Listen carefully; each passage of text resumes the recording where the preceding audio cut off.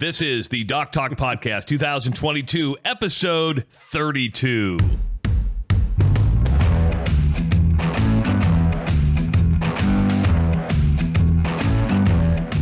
Dr. Rob, this is like the quickest turnaround we've done for a podcast in a long time. We recorded on Thursday, got that one out the door real quick. Here we back Sunday morning, and we're going to eat our Wheaties. I just like to hang out with you. You found the box. I found the box. So if you didn't listen to episode 31, a topic came up discussing an old box of Wheaties that I thought had been thrown out because you're a huge wrestling fan. It had Cael Sanderson on it. Then we went down the rabbit hole of just Wheaties in general. But Owen, having a pretty good idea of what's buried in the basement here, went and found an extremely damaged box. He found the box of Wheaties. Which, I mean, you look at Cael Sanderson on that box, he looks like he's 11 years old now. I mean, you see him as the coach at Penn State, and he just kind of has that. I mean, he looks like he could still wrestle now. Yes. And wrestle at an incredibly high level, which I'm sure he could. But, God, he looks like he's 11 years old in that picture. Yeah, 159-0. That's a pretty darn good accomplishment, isn't it? Yeah, that's insane. Yeah. To go through an entire college career, no losses. So, you know, it's funny because I always thought these would be like trading cards. And I'm like, if I keep this box of Wheaties, it's going to be worth money someday. Even trading cards have kind of this weird, you got to find somebody who really wants. Dude, they're at an all-time high right now. Baseball and basketball really? Cards are going for a sick amount of money. See, I remember back in, I don't know, maybe like the 1990s, I remember there was a big spike in trading cards. Yeah.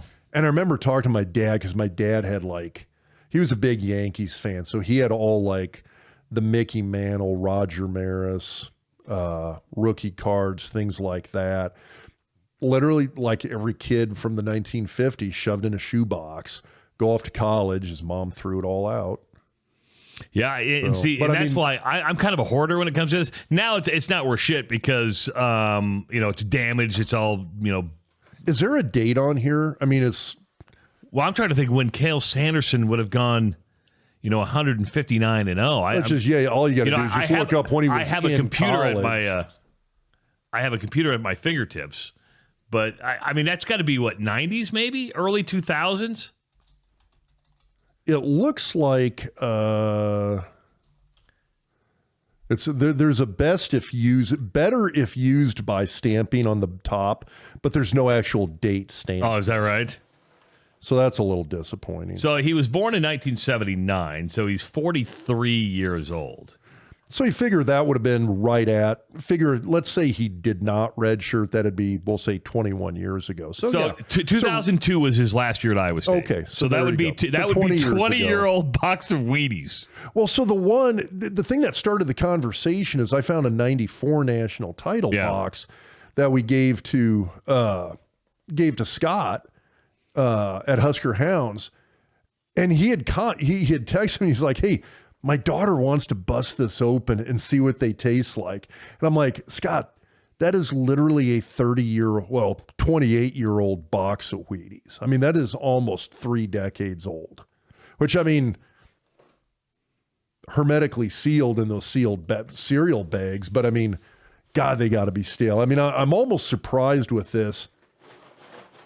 You can hear the shaking sound, and I'm like, how has this not been reduced to just powder at this point? I have no point. They toasted the shit out of those things. Hey, you brought up Scott Strunk from Husker Hounds, and I have a story for you because Scott Strunk has been one of the original supporters of the Doc Talk podcast. And if you need any Husker gear, go to one of the 2 locations in the Omaha area. Of course, the big superstore at 84th and Center. But I was talking to Scott yesterday because the manager of his store, who's worked for him since he was 16 years old. I mean, that's the manager was 16 or since Scott was 16? No. So she started Husker Hounds just working retail when she was 16. Okay. Worked her way up to manage that store. Well, about a year ago, her daughter got brain cancer. Okay, and what's it called? Medulloblastoma or something like that. I don't. Medulloblastoma. Yeah, medulloblastoma. I could. Not a good cancer. Really bad. Well, cancer. I don't think any kind of that's brain true. cancers. But she basically had to quit her job for a year. She's gone back to work now, but her daughter Grace was our honoree at Scareway Cancer last night. Okay, that's awesome. And we were able to donate Grace and her family $30,000 last night. That's amazing. And so, Scott couldn't make it to Scareaway Cancer, but it was a really emotional night, and a lot of people were shocked, surprised. But I told Scott before the event, I said, hey, just to let you know, this is going to happen tonight. And Scott gets so emotional. Scott's an emotional dude. He wears it on his sleeve. And he was so happy, so thankful. But you bringing up Scott made me think of that story, and I wanted to tell you. That's awesome. You were asking me about Scareaway Cancer. And if you guys don't know anything about Scareaway Cancer, go to scarewaycancer.org. It's a great organization run by the good people at MCL Construction, the company that I happen to work for. And it's an all-volunteer basis, and all we do is give away money. I mean, and we don't make people wait. In that event, you damn near got to sell your soul just to get in anymore. There's a waiting list to get in. It's very hard to get in. We haven't sent out invitations to the event in probably 5 years. What we do is if you bought a table, we give you 2 weeks in September to buy, or in August. If you don't buy your table, you lose it. It's like to the next person down the list. There's like a waiting list for season tickets is what it comes down to. But that's when you know you got a good event. Yeah, in all seriousness, we don't ask people to donate very much, but if you really want to make a difference in people's lives, we helped 87 families and patients last year. We gave away $181,000. It's about an average of $2,000 per grant. That's pretty damn cool. And I can tell you this, a lot of people still don't know about us, right? Because we're just a grassroots organization. We're a nonprofit that exists. There's no administrative fees. There's not like an executive director or anything like that. So if you know somebody, especially on the pediatric side, if you know somebody who needs help, go to scarewaycancer.org. There's an application process right there. You can set up you can donate one time, but we help a lot of people. And, which from a giving standpoint, yeah, it's a great organization in that sense, just because everything goes to the families. Yes. And a lot of people will say, well, we'll pay your bills for you. We just write the check to the family, and because you need it, right? You need to make that car payment. You need just to buy groceries. You just need to do anything to keep things going, because, the bills don't stop coming in. I mean, you work for a hospital, you get it. Those bills don't stop coming in. But if you can make a difference, that's the way to do it. And if you've ever known a family that's dealt with a cancer, especially a pediatric cancer, yes, from a time standpoint, it's brutal. It's not one of these things where mom and dad can just keep working and carry on a normal life in terms of keeping an income coming in. It tends to break up families. It divides families, because oftentimes you got one person's got to work, cover the bills. The other person has to handle the medical side of stuff. It's an incredibly difficult thing when you have a pediatric cancer in that sense, because the family dynamic gets incredibly strained. And so this is an organization. I remember you were telling me that kind of one of the things to formulate that, sort of the mission of Scareaway Cancer, was to take that strain off of the families. Yeah, and it's amazing. If I could just show everybody all the thank you cards you get, and whether it's $1,000 we give, $2,000, sometimes we give $5,000. Last night we gave $30,000. You realize how appreciative people are.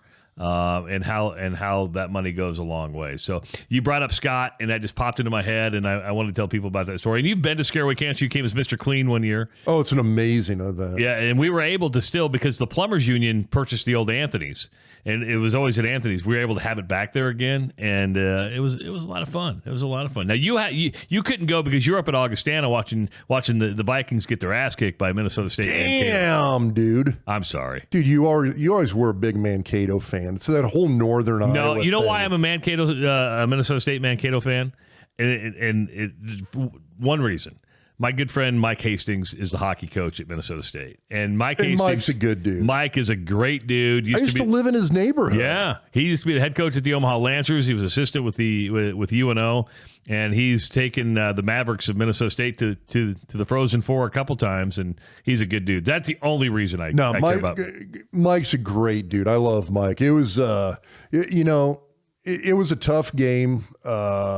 It's one of those things. The way I phrased it after the game is that, so every so often you have these games where sometimes you're the windshield, sometimes you're the bug, and stuff just doesn't go right. And you had passes that quarterback would have a perfect pass. It would hit the receiver, bounce off his hands, up into the air, get returned for a pick six. And it's one of those, you know, I don't want to blame the receiver, but it's not like it's the quarterback's fault that he had that interception and it was a pick six. But it was a game like that where that did happen, where it's just, if something could go wrong, it went wrong. And Minnesota State came in. They were kind of backs against the wall a little bit because they were in a situation. They had 2 losses coming in, and the third loss probably would have ensured they don't make the D2 playoffs.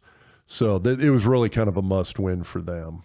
So they played like it. You look like you're having a blast up there. I know Ryan's redshirting, but you look like you have more. I'm being serious, and I'm not picking on Nebraska fans here. I'm just saying you look like you're having more fun at a D2 game than you do at Nebraska games. Oh, 100%. Well, you know, the quality of football is so good. Yeah. And I think people really don't realize this. And we talked about this last year when he was going through recruiting, that we're going to all of these GPAC games and Heartland games over in Iowa. We're going to these D2 football games.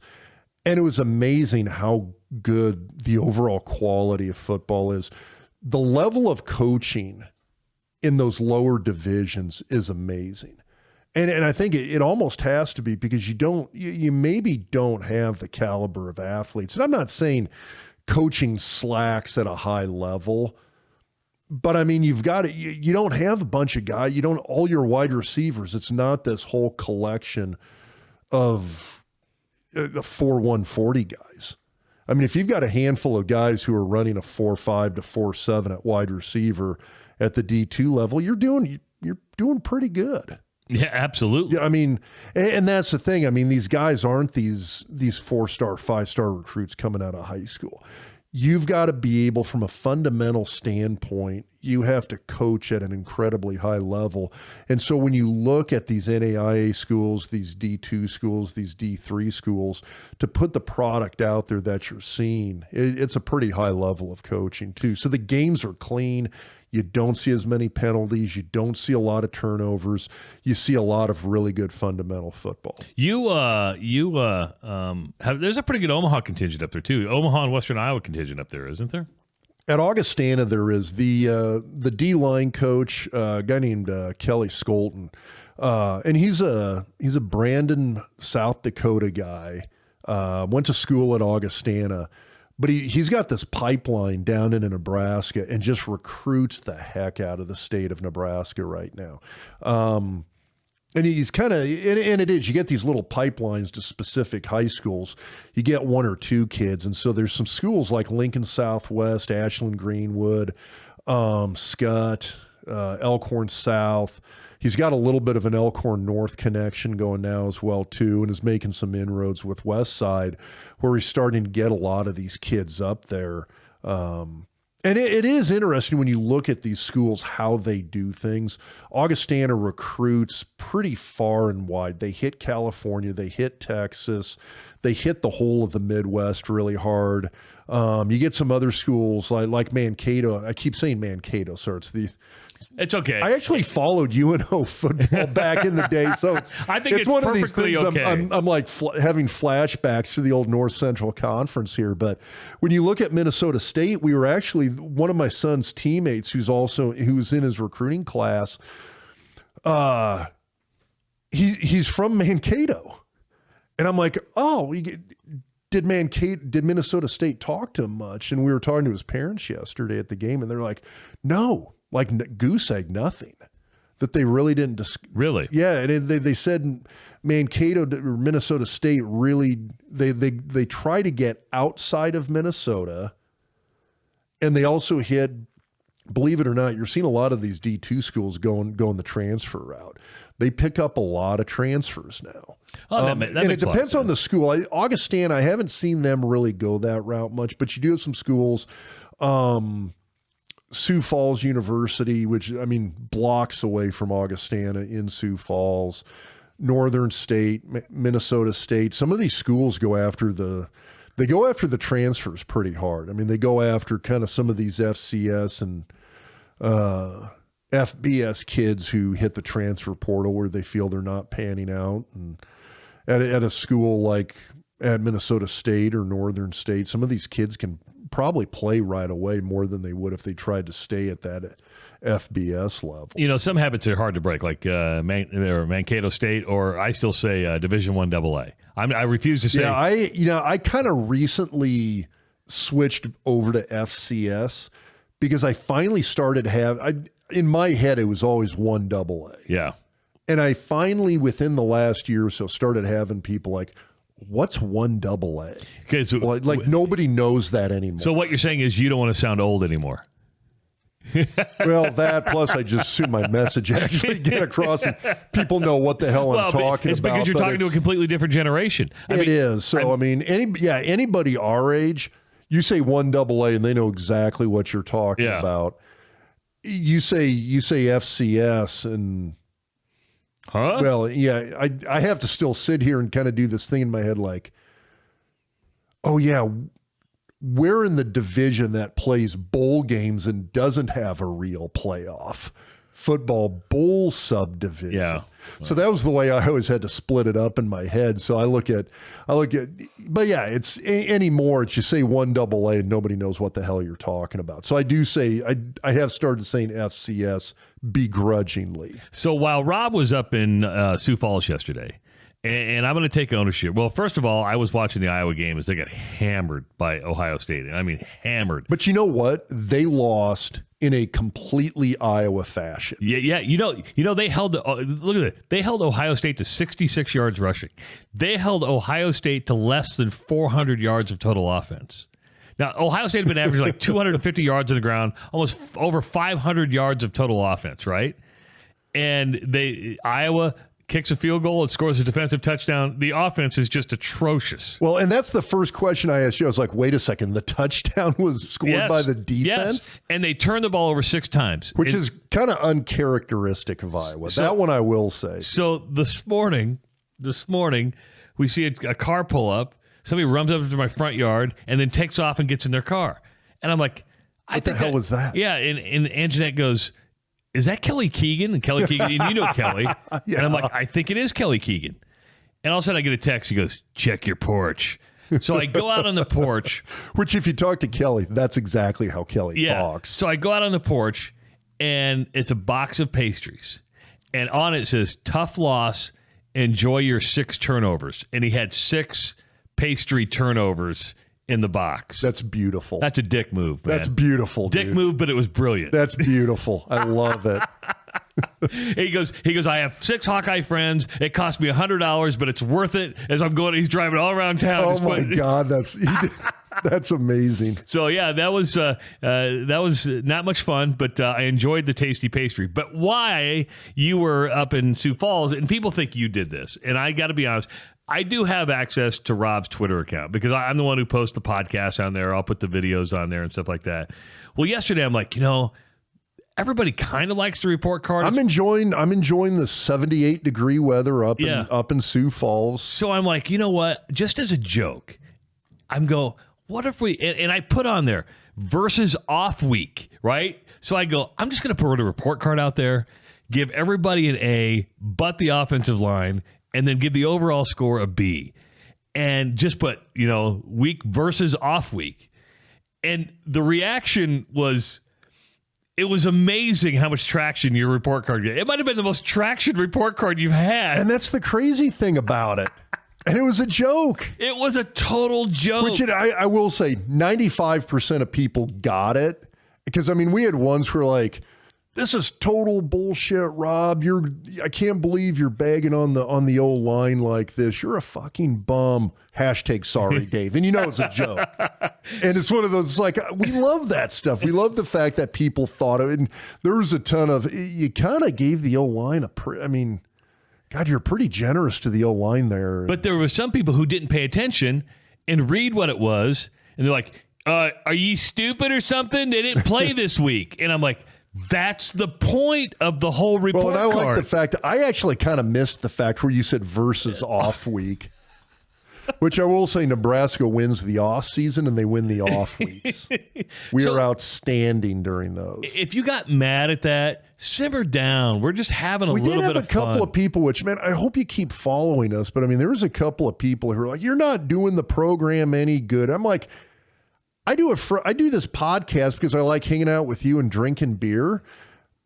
Well, this morning we're hammering the coffee, but it's one of these things where it's like, I don't do this because I'm here to help the program. I was going to say, if people have listened to this podcast, and we're one of the longest running podcasts. We're only like a decade or so. In this niche. And the truth is, Rob and I go back to doing this stuff on television over 20 years, okay? When have you ever been a mouthpiece? And hell no, I'm not.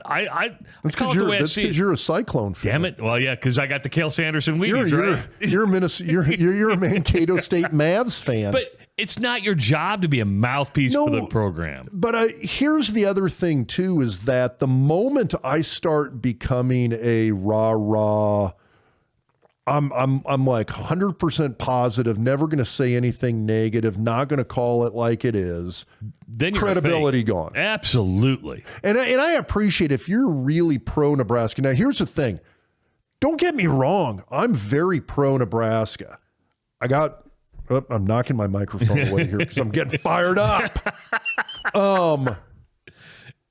I got 2 degrees from the University of Nebraska system. I got my MD from Nebraska. I did my residency training through the University of Nebraska. I was a staff physician at UNMC. I'm very pro-Nebraska. Don't get me wrong, but I'm also not going to candy coat things that we see and try and be overly positive about something that's not positive. I think we've done a good job. And this is why the people in Iowa, this is where people in Nebraska don't like me because I'm an Iowa fan. People in Iowa don't like me because they think I'm a Nebraska fan. It's just because I refuse to be a mouthpiece for both, right? I mean, Brian Ferentz, the nepotism that's taking place in Iowa right now, I'm not saying he's not qualified to be an offensive coordinator. I'm saying he's not a very good offensive coordinator, but I think it puts your dad in a very tough position to fire you when you're not performing as an offensive coordinator. And I think nepotism is very tough in the coaching ranks. It is. Well, and that's one of the things, like, if you're Brian Ferentz, at some point you'd think he's going to look at the situation and say, hey, maybe I should pull myself back out of this position. It's just, where do you go then? Yes. I mean, you've got a new O-line coach who, I don't know, I just think that they're in the Nebraska rut right now where they've had some graduations, they've had some injuries, they've had some subpar recruiting here and there. Now they're stuck with a handful of guys that aren't that good. You know, I'm not going to say the game has passed Kirk Ferentz by. I'm not going to say that. I believe you can win in any style of offense, right? Air Force wins with the triple option. A lot of people win with the spread or some form of the spread. Iowa runs a stereotypical pro-style offense, but you got to have better athletes than the teams you're facing. They do, but also at the same time, I think within the confines of that offense, I don't think they use the weapons they have very effectively. And I know I put that probably more on Brian than I do Kirk, but it's one of those situations where I go back a couple of years ago where you've got Hawkinson, you've got Fant. They had a pretty solid running back at the time. You had a good O-line. They had the ability to just spread defenses around and hurt them from multiple different angles and didn't do it. I mean, it's at some point you've got to say, hey, we've got some playmakers here. We got to get the ball in those guys' hands. I mean, I look at Keegan Johnson, which, again, injuries have been a thing with him this year, so I'm not faulting him this year. But I'm looking at him last year and going, okay, when you get the ball in his hands, he does stuff. Get the ball in his fucking hands. And you just didn't see that happening because, well, we don't want to upset the seniors and we got to do this and we're going to run our system irregardless of who the individual athletes are. I mean, you got to tailor stuff a little bit. It's not like Tom Osborne wasn't trying to get the ball into Abdul Muhammad's hands. It wasn't like he wasn't trying to get the ball to Amon Green and Lawrence Phillips and Clinton Childs, the guys that we had that were our playmakers. When we had tight ends who could catch the ball, they were throwing it to Eric Alford. They were throwing the ball to Mark Gilman. When we had those guys, Osborne used them. When Osborne realized, hey, we got a couple of guys who operate this offense fairly well out of shotgun, let's run the entire run game out of shotgun, and then when we pass out of shotgun, it's going to shock people because we got a couple of quarterbacks who can do that with Brooke and Tommy. That's the kind of thing where you got to make use of the athletes you have, and I guess my big fault when I look at Kirk and Brian is that I don't have a problem with a good pro-style offense. Go to the good teams in the SEC. Tennessee and Alabama and Georgia run these fairly, I mean, they're not super complicated. I mean, any high-level offense has a degree of complication, but it's not like this is the Mouse Davis run and shoot. These are basic pro-style offenses that they're running. They're just, if you got teams like Tennessee and Georgia, they're making use of these five-star athletes that they have, and they're making sure they get the ball to those guys. I do believe you to win today. I mean, the offense always goes through the quarterback. I don't care what team it is. You got to have a quarterback. I do believe in college football today, you have to have a mobile quarterback. You have to have. You can't have the Spencer Petruses of the world that are just 6'4", not mobile, and just stand back there. It's tough. I think if you. It depends on what kind of options you have. I mean, CJ Stroud is not what I'd say the most mobile quarterback, but he can run. Yeah. I mean, he has that option. Spencer Petras really doesn't have that option. No, and that's true. He takes off, he's going to die. And we're going to show, if you follow us on YouTube later on this week, go to our YouTube channel. We're going to show how Casey Thompson, I wouldn't say Casey's the most mobile guy in the world. They don't rely on him to run, but he has the ability to run. Yes, and at the same, and I don't know if they've asked him to. I almost think after what you saw with Martinez, where so much of a run game load was placed on him, and you saw A, the wear and tear it puts on the individual, and B, at the same time, if your quarterback is your main run threat, the susceptibility for turnovers cranks way up. I mean, all of a sudden, you got a guy who's maybe not used to carrying the ball as much, isn't built to be that every down runner, and all of a sudden you got 230-pound linebackers flying in there. That's when the balls are going to start popping out.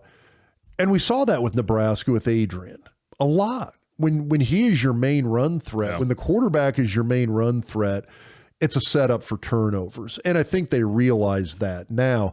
Doesn't mean they can't be a run threat, doesn't mean they can't be a good runner, and you want that mobility. You want a guy who can run.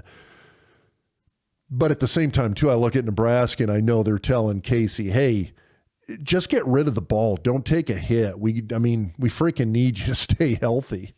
A little bit later on, we're going to dive more into the Illinois game this weekend. Of course, Illinois has a mobile quarterback in Tommy DeVito, and you'll also see a Tommy DeVito play in the Doc's Diagnosis presented by Centris Federal Credit Union.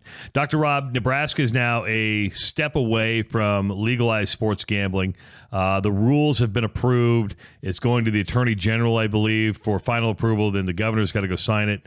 I'm happy that sports gambling is coming to Nebraska. However, it's messed up. And I do want to start by saying that BetFred Sports is the official presenting sponsor of the Doc Talk podcast. We got a little vested interest. Well, but it's not even a vested interest. And I think this week on YouTube, on our YouTube channel, I'm going to break down why Nebraska's getting it wrong. But download the BetFred Sports app today on the Apple and Google Play stores. Then drive over to Iowa and place your bet. Or if you live in Arizona, if you live in Colorado, you can do it there. And if you use on a new sign up the promo code DocTalk, we're going to give you a free $20 bet. Again, a free $20 bet with the promo code DocTalk just for downloading the BetFred Sports app. And again, that offer is good in Iowa, Arizona, and Colorado. But BetFred is all around. You can find it in Ohio, the official betting partner of the Cincinnati Bengals. They're in Louisiana. They're in Arizona. So if you want to know more about BetFred, go to betfredsports.com. But as I bring up the app, here's where things fucked up with Nebraska. Okay? They're not going to allow mobile gambling, and they're not going to allow you to bet on team. No, so you can't. They want you to go to the casino. It's only in person. This is stupid. And I'm going to show you Like, numbers. And later this week on YouTube, I'm going to show numbers that will astonish you and why in-person wagering doesn't work. And listen, and why people will continue to flock to Iowa and other states to place their bets because Nebraska gets it wrong. They're so close to getting it right, but they always want to be a step behind. First of all, no mobile gambling, stupid. And then you're not allowed to bet on teams in the state. You can't bet on Creighton. You can't bet on Nebraska. Listen, Iowa doesn't have a problem with people betting on Iowa and Iowa State. It doesn't influence the game at all. If you're worried about some boos because they didn't cover or the over didn't hit, that's not going to happen within the stadium. It's not. It's stupid. The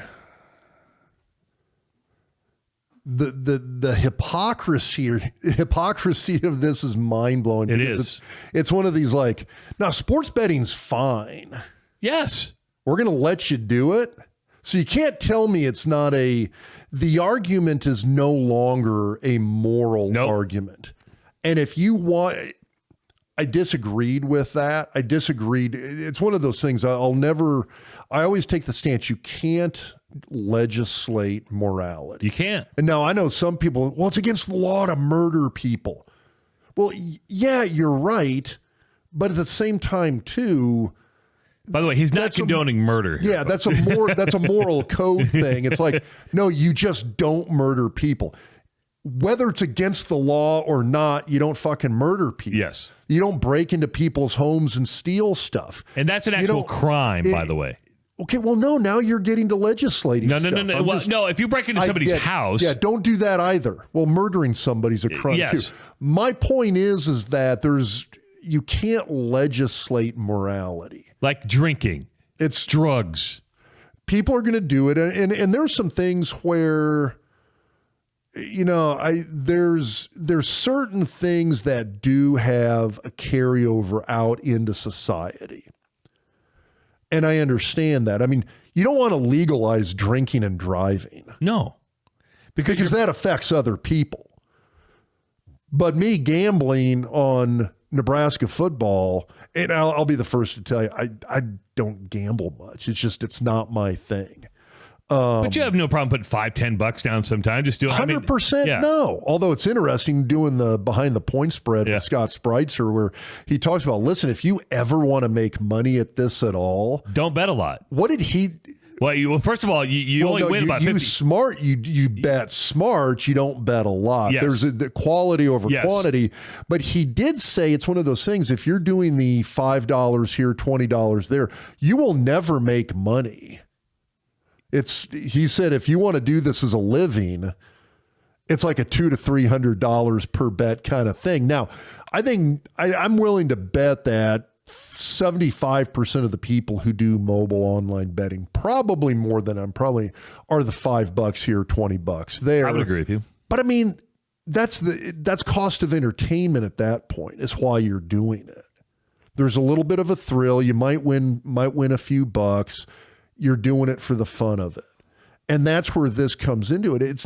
I disagree with the legislation of morality aspect of it, but I understand the why, if that was the reason why there was opposition to it, which at that point, it's an all or nothing. I don't understand the logic behind no mobile gambling because that's the way 99% of people want to do it in the first place. I love sports books, by the way. There are a few places from an atmosphere standpoint to watch more different games. It's the ultimate man cave basement are sports books. So I love that. But I mean, I guarantee you 99% of people who gamble do in fact do it mobily. Absolutely. And the fact that you're not going to allow that with this, it's from a hypocrisy standpoint, it's mind-blowingly idiotic. I 100% agree. And it's a revenue loss for Nebraska. I'm going to show later in the week how much of a revenue loss it is for Nebraska. And I think you're going to be absolutely astonished by the numbers that I'm going to provide from one state. The fact that we're going to break this moral barrier, go ahead and say, let's do it, and reap none of the benefit. Yes. So I'm glad that sports betting is coming to Nebraska. I'm disappointed in the way it's been implemented because you have state senators that are clueless on the subject. I'm looking at the screen. It's this little baby step. I know it's a baby step, and then and that's all. That's all it is. They took one baby and they're going to be like, this hasn't been successful. Yeah, because people are still driving across the river to Iowa as they've been doing for the last 30 years. Yeah. If you only knew how much money has been lost to that state.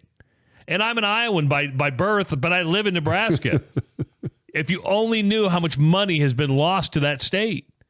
I mean, visit Omaha. Visit Omaha. The Omaha Visitor Convention Bureau has marketed the Council Bluffs casinos for years because that's how they got people to come to do conventions here. Yes. Well, and we've talked about, I mean, we've had Brian Bennett on from BetFred's. Interesting conversations with him because he'll tell you how much money Iowa makes off of not sports gambling, off of mobile sports gambling. And those are the numbers I'm going to provide later in the week. I think you're going to think it may be a fascinating video. You may think I'm full of shit, but I'm just going to back up that come right from the... God, it's so much money. It's a lot of money. It's a serious, serious amount of cash. Now, do I think Nebraska could do the same amount of money as Iowa? I don't, because Iowa has... 1 million more people than Nebraska does. So, I mean, the revenue is not going to quite be the same, but you're going to see the difference between in-person gambling on sports and mobile gambling, and it's absolutely astonishing what those numbers are. Of course, Nebraska had a week off, and if you're looking to go to Memorial Stadium to watch the Huskers take on Illinois, then be sure to check out my good friends at Ticket for Less. Now, Tickets for Less used to be known to a complete generation as Ticket Express, and it has the best selection of tickets to all your favorite events, including Nebraska football. So head over to ticketsforless.com and save on your next order when you use the promo code DocTalk at checkout. That's the code again is DocTalk at Tickets for Less. You never pay outrageous per-ticket service fees like you do on other sites. So order tickets online at ticketsforless.com or call today at 402-398-1999. I was in the office the other day with Chad Carr, and he looks like $1 million. He seems happier.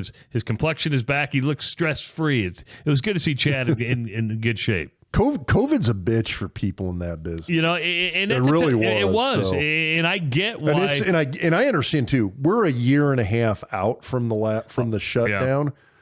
That was a year and a half ago, a couple of years ago. There's still ramifications from that economically for a lot of people. That hit a lot of people hard. So Illinois had the off week. Nebraska had an off week.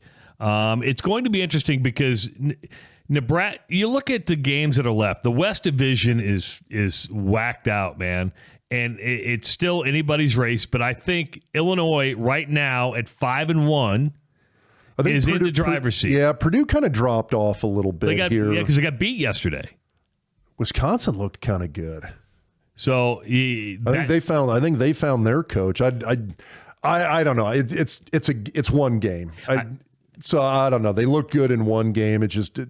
Although I mean, kind of all the scuttlebutt had been they got rid of Paul Chryst because they didn't want to lose Jim Leonard to somebody else. So let's start right away. Illinois is going to try to run the football. When you think of Brett Bielema, think of methodical Wisconsin. Think of Iowa in its heyday because that's where he's coached both, right? Although I was a little surprised when you look at Illinois, at least from a passing standpoint, I was expecting to see nothing but play action pass all over the place.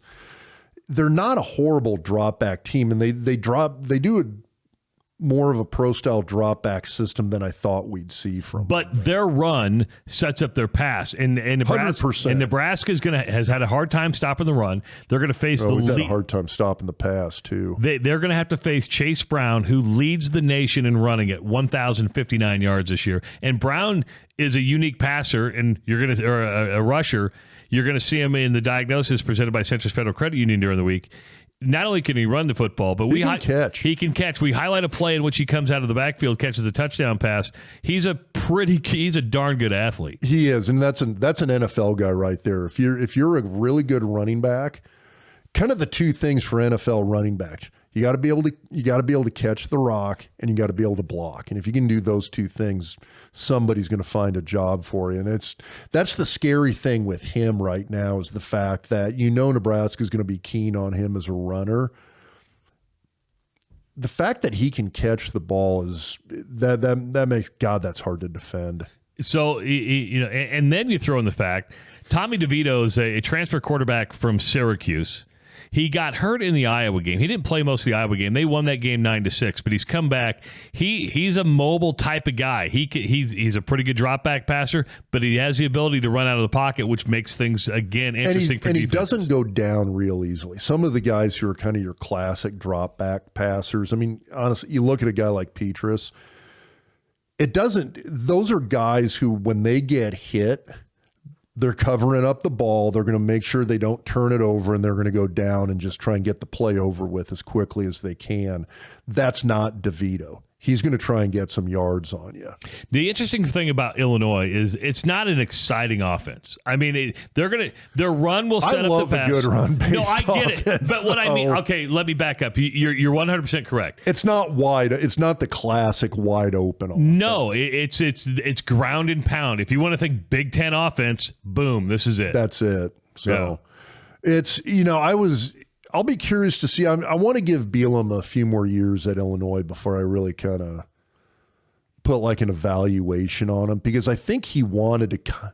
I think he went to Arkansas, and I think he kind of wanted to do his own thing. He didn't want the Barry Alvarez model. He didn't want that Big Ten model.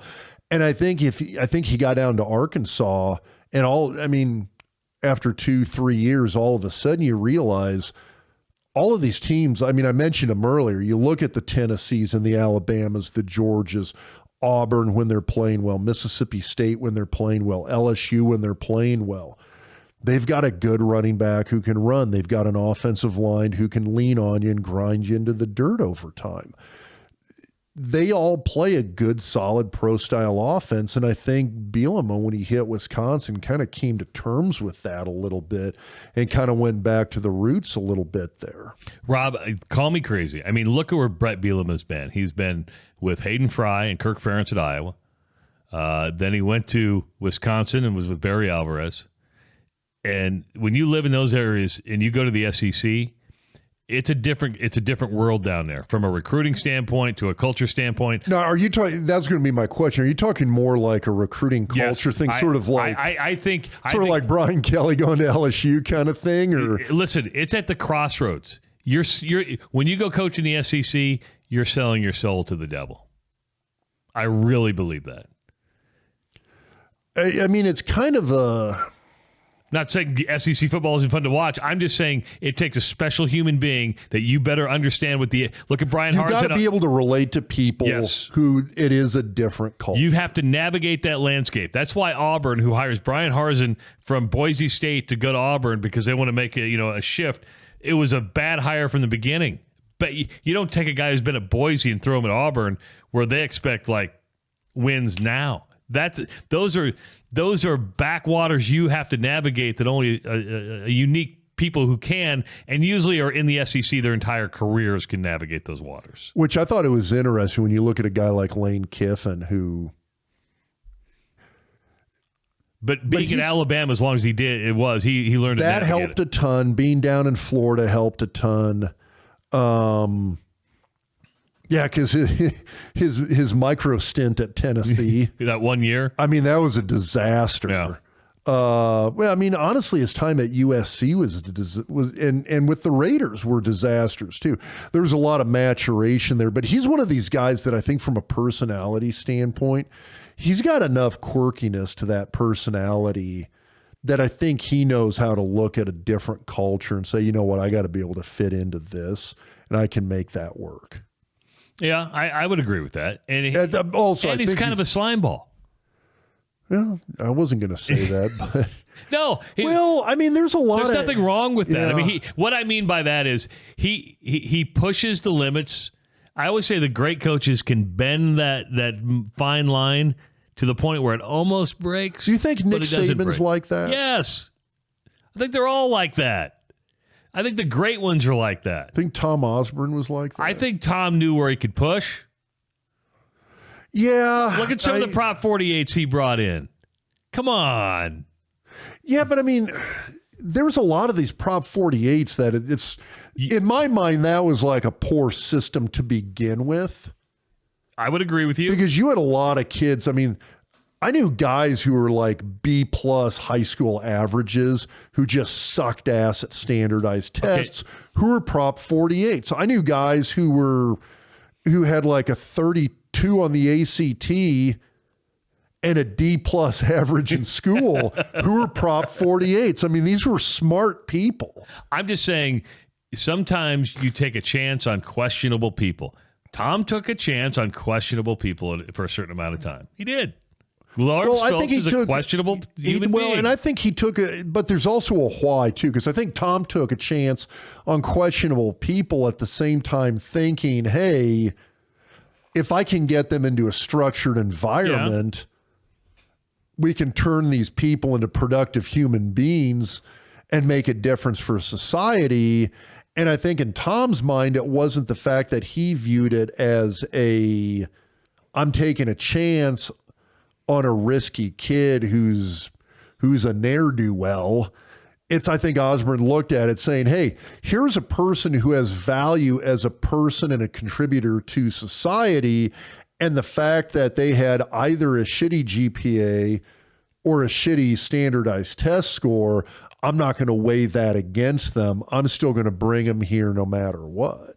Now, am I saying Tom Osborne was shady? I'm not. I'm just saying, you look at Nick Saban, I think there's a way of doing things with class. And I think Nick Saban does things with class, has expectations. You just don't ever find anybody. I mean, you don't survive at Alabama that long unless you or in the SEC that long you just don't. No, I'm trying to think of SEC coaches that I guess I'd hold up there as like, hey, here is a person who is probably a really good person who had this really high, very sound moral compass and didn't make it. David Cutcliffe. Well, yeah, Bill Curry. I mean, there's been good guys who've been eaten up alive in that league, right? So, I mean, I think Gene Stallings. But I think he was at Alabama, won there, and won a national title, and was like, and he was a Bear Bryant guy, and he was like, yeah, screw this shit, I'm getting the hell out of this place. But so we've talked a lot about the Illinois offense. We're going to get to Nebraska and its off week, but Illinois' defense is pretty darn good. It's one of the top 10 in the nation, and the top scoring defense in the country, only giving up 8.86 points per game. With all this, so you throw in a 1,000-yard rusher, you throw in a mobile quarterback, you throw in a stellar defense. An offense that knows how to churn up clock, too. And Nebraska can still win this game. That's what's crazy about the West, is that you look at, and somebody asked me about Iowa the other day. They lost to Ohio State. I think the only guaranteed win Iowa has left is Northwestern, which Northwestern pushed Maryland to the brink yesterday. But I look at the rest of the games Iowa has, I can't put a win or an L by either one of them because they could go either way. I think Nebraska's in the same boat. I do. I think you're right. As bad as going back to the Purdue game. Yeah. As bad as Purdue kicked Nebraska's ass, which, by the way, you can't look at just that final score and be like, oh, no, we were within a score at the end. Yes, you were. Purdue kicked Nebraska's ass. That was a beat down. Nebraska can take a beat down and still be in position to win the damn game. And so I agree with you on that. And by the way, that's the only thing that matters. Yeah. You can get beat statistically, doesn't matter. The only thing that matters is scoreboard. And the truth is, you look at what's left, and every game's winnable, but every game's losable for you. I know that's very simplistic, but I think you know what I mean by that, right? Which, by the way, we actually, after the Augustana game yesterday, went and grabbed some dinner and watched the South Dakota State North Dakota game. And it was kind of interesting because I thought North Dakota looked like a solid team when Nebraska played them, which, keep in mind, that was a one-score game into the fourth quarter. Nebraska didn't open up a two-score lead until the fourth quarter of that football game. And so South Dakota State versus North Dakota, that was within 1AA, that was a number 1 versus number 20 matchup. North Dakota's they're a pretty damn good team. Now, Iowa played South Dakota State to open the season and beat South Dakota State. What was it, 7-3? Yeah, it was crazy. It was ugly. It was a bad game. But let's just look at the Big Ten, right? I mean, yesterday Ohio State beat Iowa 54-10. Penn State kicked the crap out of Minnesota, 45-17. They've got a couple of ugly losses there. I'm kind of wondering what's going on. Is Ibrahim out again? No, he had 30 carries. That's getting your ass kicked, and only 102 yards. I mean, I say only 102. That's old school right there. Yeah, but 30 carries. But then you had Rutgers turn around and beat Indiana 24-17. Wisconsin beats Purdue. Purdue had to make a late comeback. But the West Division is crazy. And then Northwestern lost to Maryland 31-24. Yeah, it's pretty amazing how tight all those teams are. Well, another way to rephrase it, how bad that division is. It is a bad division across the board. I think Michigan's a very good team. Ohio State's a very good team. I think Penn State's a solid team. I'm not ready to crown them as the same category as Ohio State and Michigan, but Penn State's a really good football team. And right now, God, that's 3 teams right there that are playing great football. We don't have anybody in the West right now that across the board. Again, statistically, when you look at Illinois, you just rattled it all off. They look very good. But again, I don't know if Illinois is a great team. So here's what the West looks like. Illinois at 3-1. Purdue at 3-2. Nebraska at 2-2. Wisconsin at 2-3. To me, that's realistically, those are only the team. And Wisconsin's getting point where it's going to be out. But if you're Mickey Joesph during an off week, is it just me, or is it the battling cry to say, hey, it doesn't matter. What matters is the scoreboard. And right now you beat Illinois, and who knows, and I got to look at Purdue's schedule, but Nebraska with a very good opportunity to be in this West Division. When you say it doesn't matter, what do you mean? Like what the don't ignore the statistics, right? Gotcha. I mean, I get it, but it's like you just said, is that Purdue kicked the crap out of Nebraska. It's a just win, baby. It's a just win, baby. That's all that matters at this point. Agree? 100% agree. I mean, there's some stuff Nebraska's got to do to win. Maybe find a couple of offensive tackles who can block, but I mean, it's easier said than done, though. It is. I mean, I think there's some things Nebraska's going to have to be able to do. They got to keep getting the ball to Trey Palmer. Don't for a second think that Illinois is not going to try to lock him down. They're going to do everything they can to lock him down. And you're going to have a couple of other guys who are going to have to step up in the receiving game for Nebraska to be able to win this. Casey's going to have to play a great game. But I think he's been within the scope of what Nebraska's been able to do this year. I'm hugely impressed with Casey Thompson. So am I. I think he's come into a tough situation. New group of guys around him, new coaching staff, new system. This is a tough situation for him. I think he's done a great job. I'm a huge fan of what he's been able to do. But I think Nebraska's going to have to, at some point, they got to establish a running game. You got to keep the ball out of the opponent's hands a little bit. If you try and get in a shootout like they did with Purdue, they're going to have some trouble. You can't let a And that's the difference here, right? Purdue or Illinois is not going to try to get you into a shootout. No, they're not, but they've got the capability to score points, and they've got players who can do it. I worry about – so Purdue was a time of possession disaster for Nebraska. I mean, that was literally a 3/4 to 1/4 game. Nebraska had the ball for 1 quarter against Purdue. I mean, that's ridiculous. They can't – and Purdue did it with a passing offense. A team like Illinois, if they sit there and just grind and hold the ball for 3/4 again, boy, God, it's going to be hard to win that game. Yeah, I agree. It's going to be an interesting game. Illinois ranked 18th in the country, and the new ratings haven't come out. I don't know if they'll go up or down, but they were off this weekend, so I wouldn't expect them to go up. But it doesn't matter. It doesn't matter. You can take pride in the West. If you're playing Michigan or Ohio State, doesn't matter who's coming out of the division can get their ass kicked in December. I mean, Nobody Yes. can compete with Ohio State or Michigan in that West Division. Right now. Who all has Ohio State played right now? Ohio, the big one would be Ohio State goes to Penn State next week. That's the big game. So you got Ohio State, who's going to be at Penn State. So Ohio State has a win over Notre Dame, a win over Arkansas State, a win over Toledo, beat Wisconsin 52-21, beat Rutgers 49-10, beat Michigan State 49-20, beat Iowa 54-10. Then it goes at Penn State, at Northwestern, Indiana, Maryland, and Michigan. That's so they basically have 2 games left. Yeah, 2 pretty good games, by the way. It is, although, see, then the question comes in, how good is Michigan? Because Michigan kind of dominated Penn State. Michigan is methodical, though, isn't it? Are you a Harbaugh fan? He grows on me. I like him.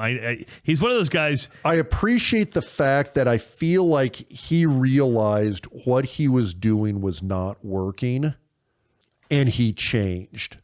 And he changed in a couple of different ways. One, I don't see the shtick there nearly as much as I used to. He used to be one of these rah, weird-ass khakis, Mike Riley, hip, hooray, Walker. Well, no, I get it, but God, it was kind of weird. I mean, it was sort of, he kind of had this PJ Fleckish shtick.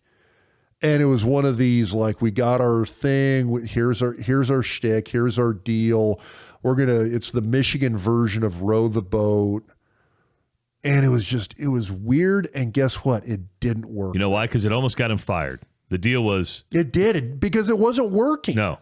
Now, he was winning, but not to what they expected to win at. It was kind of a weird deal. And he kind of finally did this. You know what? I'm going to shut the fuck up. I'm going to kind of back into the background a little bit. And within what we're doing on the field, I think defensively, they maybe I kind of feel like they sort of maybe cut loose a little bit. I mean, they've kind of pinned their ears back a little bit more the last couple of years and have gotten after people, I think, a little bit more aggressively on defense. They're not playing this sort of bend but don't break, which is what I felt they did when he was first there. It's a little bit more of an attacking style. And then on offense, I think he's kind of gone back to more of it's a pro style, but it's Big Ten football. It is. They went after guys like Corum. They got them there, and they're pounding it out on the ground. And you saw I think there's been kind of this renewed emphasis on the offensive line there. When I was a kid, Michigan had, and this is kind of back, end of the Schembechler era, into the Gary Moore, then Lloyd Carr. So kind of Schembechler to Moore to Carr. Kind of that. Mueller, wasn't it? Gary Mueller? Moeller, yeah. Moeller. Sorry. Mueller was FBI. Okay. Yeah. It was, but it was always this massive emphasis, great run game, great running backs, and amazingly good offensive line. They were one of the few schools when you looked at the Big Ten that could rival a place like Nebraska or Oklahoma for churning out NFL offensive line. Of course, Michigan's got, you'll be watching that Michigan State next week. I'll tell you what, this is going to be kind of a tough one because Michigan State, they haven't looked good. $95 million contract came out, and it seemed like some kind of flip got switched there with Mel, and I don't know. It's just I feel like it's been a different team. You know what I didn't know? You know what Kirk Ferentz's buyout is at Iowa right now? No clue. $42 million. See, that's fiscally irresponsible by any institution of higher learning or an athletic department. And I didn't. My daughter, who works at the University of Mississippi, we've talked about it on the show. Isn't it they only do like a 4-year? 3. So it's a 3-year contract. And I think that's a little. I think it should be a 4-year contract with an automatic rollover. And the year you don't roll it over, that's your message. Yeah. You either win or you don't, right? Well, and I don't have a problem with, if you've got a guy and you think he's your guy, I don't have a problem with the monster contracts. I mean, as long as it's within what you could consider market value in this day and age. Because, let's be frank, most major university football teams, they're paying a lot of bills directly or indirectly back to the university. So I don't have a problem with the monster contracts as long as it's within what you would consider market value. The problem is if you don't have some kind of like capped buyout clause. Like, listen, we give you this contract and 2 years in, you fall flat on your face and suck ass. Yeah, we need some recourse to not have to pay you what we thought you were going to be worth. I mean, to me, what's Kirk Ferentz' incentive to win at this point? You're 67 years old. Your contract says you get a bonus if you win 7 games a year, and your buyout's $42 million. Really, what's your incentive? Have you met Kirk Ferentz? I have, and I know you like him. So have I. And I don't think coaches tank it on purpose. But no coach tanks like that. And here's the other thing: no coach that I've ever seen, unless they're kind of a quirky dipshit, has that attitude. Okay, let's go. Let's I guarantee you, this shit is killing Ferentz. Let's apply it to Scott Frost. And I know people are going to say, I don't want to talk about this anymore. We're moving forward. You're right. Once he lost to Northwestern, he knew it was over. You knew it was over when they lost to Northwestern. What was his incentive at that point? You want to get fired before the October date because you're going to get $15 million instead of half of that. I get that, but I think the things that Scott got fired for, he was exhibiting last year and the year before. True. It's not like that was new. Like, it's not like Scott all of a sudden went in the tank. It's not like Scott was this great coach in Lincoln who all of a sudden tanked 3 games into year 4 and like pulled the plug and was like, yeah, fuck it, I'm out. Sorry, Dave. What we saw from Scott those first 3 games, it was the same stuff we saw last year and the year before and the year before that. There was nothing new there. Now, could there have been this behind the scenes like, yeah, I'm getting fired, it's done, screw it? Yeah, but it's not like we saw this sudden change. At the same time, too, go back and look at like, Frank knew that he was getting shit canned. He knew Steve Peterson was going to fire his ass. It's not like he went to Colorado and tanked. It's not like Bo Pelini quit coaching. True. Bo beat Iowa and then got fired. That was our last win over Iowa. Do you realize that our last win over Iowa was 4 coaches ago? Crazy, isn't it? Holy fuck. Well, I tell you what, even though Nebraska is struggling, they got a big win over the weekend during the off week as Malachi Coleman, the Lincoln East Spartan, go Spartans, baby, commits to Nebraska. That's a big get for Nebraska. It is. This is huge within the recruiting world. This is hugely interesting to me. Coleman's a kid who, from an athletic standpoint, he might be, and this gets thrown out there a lot. Super freak. He might be the best pure athlete I've ever laid my eyes on. I mean, his ability to run, jump, catch, do anything you ask him to do is mind-blowing. The guy is one of the most amazing athletes you'll ever find. Now, at the same time, while we're talking about him athletically, I do want to throw in the caveat that if you know the background on this kid, and I might be a little wrong on some of my facts. I believe came to the U.S. as a refugee, adopted, incredibly intelligent, and maybe the biggest heart you're ever going to find. This is a kid who had NIL deals and good NIL deals last year going into his senior year in high school, turns around and gives it all back to the community.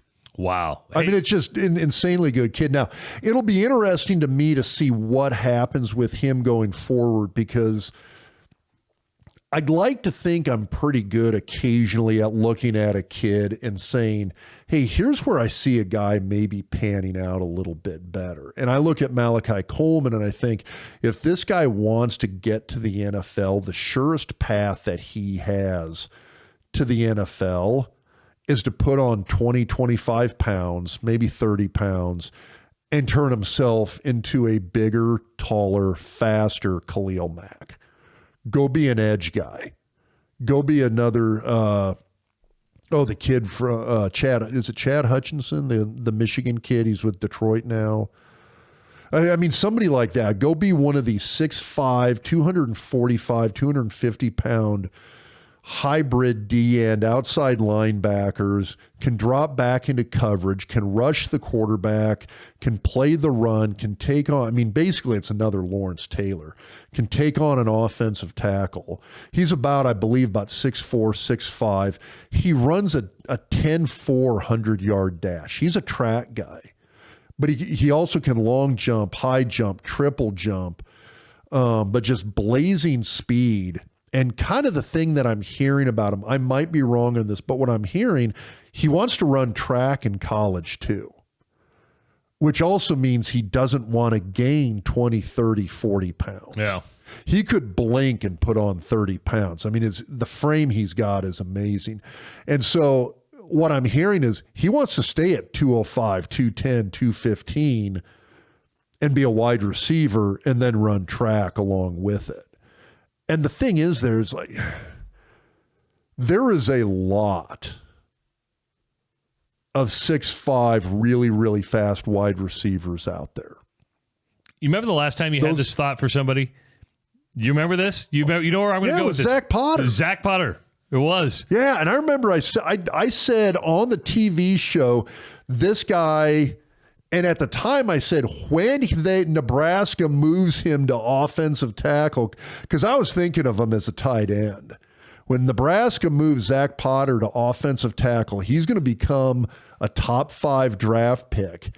And I remember, and I love Dave. Zach's dad is I was with Dave and Zach last night at Scareway Cancer. And I remember Dave was kind of, he was a little testy. He was like, why is Rob begging on Zach saying he has to be an offensive lineman? And I remember you telling me, you're like, no, he's complimenting Zach, saying he can be a top 5 NFL draft pick. Well, sure enough, Zach goes to Nebraska and was a very good defensive end. He was an all Big 12 defensive end, which I'm one of those guys now that you look at the process a little bit. If you're a Power 5 kid at all, you're really damn good. If you're a Power 5 starter, and Zach was like a 3.5-year starting D end for Nebraska. You remember Sue's touchdown and run where he returned that interception against Colorado and smashed Dan Hawkins' kid into the turf. Yep. Zach's the one who batted the damn ball down for Sue to intercept. Zach's the one who made that play happen. He was an all-conference defensive end at Nebraska. He gets drafted by the Jacksonville Jaguars day one. They're like, "You're an offensive football player." Now he did play tight end. Yeah. And he did. But I remember after the first mini camp, they move him to tight end. I worked out at the same gym that Dave did. Dave kind of wanders up to me and he's like, big deep breath. He's like, you were right. So it's funny during the offseason. That'll be one of our offseason podcasts. Yeah. We'll bring Zach in here and let's just do a whole podcast with Zach about that whole discussion. I'm kind of curious. Well, and it's one of those, I think guys like defense. What do you want to do? I want to play defense. Why? I get to hit somebody. But I look at Malachi Coleman and I think in terms of where as a football player, where are you going to be the better commodity for the NFL? And right now, there's 3 big commodities in the NFL. I mean, quarterback, obviously, but that's always going to exist. Once you get outside of quarterback, and those are great quarterbacks are few and far in between, great offensive linemen. Malachi Coleman's not going to be an offensive lineman. Great edge guys. Another Bosa. Khalil Mack, Crosby with the Raiders. The guys like that are massive commodities to the NFL right now. Malachi Coleman 100% could be that guy. Great wide receivers are the third category of big-time commodities in the NFL. And when I look at great wide receivers, it's kind of tough. Those guys are a little few and far in between where you find, I mean, there's a ton of 6'5" guys who run a 4.1 40. There's very few 6'5" guys who run a 4.1 40 who can catch and maybe even more importantly, know the entire game of route running. That is an art and a science that not a lot of guys master. And I'm not sure I've seen Coleman master that yet because he hasn't played the position for that long. So there's still a lot of upside when it comes There's to a massive upside no matter which direction he goes. But I think the more immediate path to where he becomes that commodity in the NFL is on the defensive side. You mentioned that he had a lot of NIL deals in high school. Well, coming up in November 18th at the University of Nebraska Law School, there's going to be a sports law panel with special guest speaker Dan Lust. It's hosted by Orr, Horrigan, and Flinte. Have you reached out to Connor Orr yet? God, I've been in town for a grand total of 2 days, and I had to kill myself at work. All I'm saying, they want you to be a part of this panel. They want you down here. I will do my best. I mean, Rob, you're in high demand. I mean, if you go to your LinkedIn thing, it says you're like an expert, and you go to courts and testify. So, although that's all in like medical malpractice. I know that. I know that. It's like when I want to know something sports law wise, I'm Twittering Dan Lust, or I'm picking up the phone and I'm just calling Connor Orr. Yeah, and you should call Connor Orr if you need a lawyer. He's a proud sponsor of the Doc Talk podcast. Hold him at Connor@ohflaw.com or visit the website of Orr, Horrigan, and Flinte at ohflaw.com. If you guys are watching this podcast on YouTube, you can see our T-shirts. We've got T-shirts. Dr. Rob's got his bum shirt. I'm a bum. I'm wearing the Sorry Dave T-shirt today. If you want to buy one of these shirts, somebody sent us a picture the other day of the bum shirt on. Yeah. So, that's only going to be a limited edition. These things are weirdly comfortable. I'm telling you right now, most comfortable T-shirt you will ever They are have. super comfortable. I love these things. Yeah, so we want to thank our good friends over at Ray Gun Customs for doing this. And I'm telling you right now, you will have your shirt. You make the order. It's there within 3 days. It's very simple. So check out the link that is in the description on Podbean, also on Husker Max, and in the description on YouTube. So yeah, pick up one of the shirts. Our next order, I'm gonna get you a diversified portfolio shirt. Nice. Because I like you that much. Here. Yeah. But every time I get a shirt, I got to buy my son one too. Because I'm that nice of a dad. And then there's also the fact that he's essentially the producer of the he's running podcast. This whole show now. He's like, we need a bigger studio. Let's go rent space. But I think he's thinking of his band over really this thing. He's like, how much room can I have for the band, right? Hey, Owen, just knock out a wall, buddy. No, stop it with knocking out walls. Again, a big thanks to Scotty Strunk down at Husker Hounds for being presenting, for helping out with the podcast. Connor Orr at Horrigan and Flinte. Ticketsforless.com. You need tickets this weekend. Go to ticketsforless.com. You want a discount on those tickets?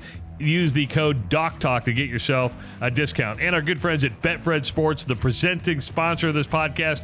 Download the BetFred Sports app today. They want you to go to the strip club in Iowa. Yeah, that's right. It's easy places to bet. You can go to the strip club right there on Abbott Drive. Half of it's in Iowa. You can do it there, or you can just drive across the river and do it that way. Yeah, but then you'd actually have to go into Iowa for real. Stop it. It's not that bad. I was in CB the other night. I was in Council Bluffs the other night. Nobody ever sits around and goes like, I had a great time the other night. Where were you? I was at Maloney's in Council Bluffs. I knew it was in Council Bluffs. There's a three-legged dog walking around the bar. No shit, a three-legged dog. Meth's a hell of a drug, Trav. For Dr. Rob Zatechka and Travis Justice, we will talk to you next time. Oh, by the way, before we sign off, don't forget the Doc's Diagnosis on YouTube, presented by Centris Federal Credit Union, and this podcast will be on YouTube either on Monday or Tuesday. So, for Dr. Rob Zatechka and Travis Justice, we'll talk to you next time on the Doc Talk podcast, presented by BetFred Sports.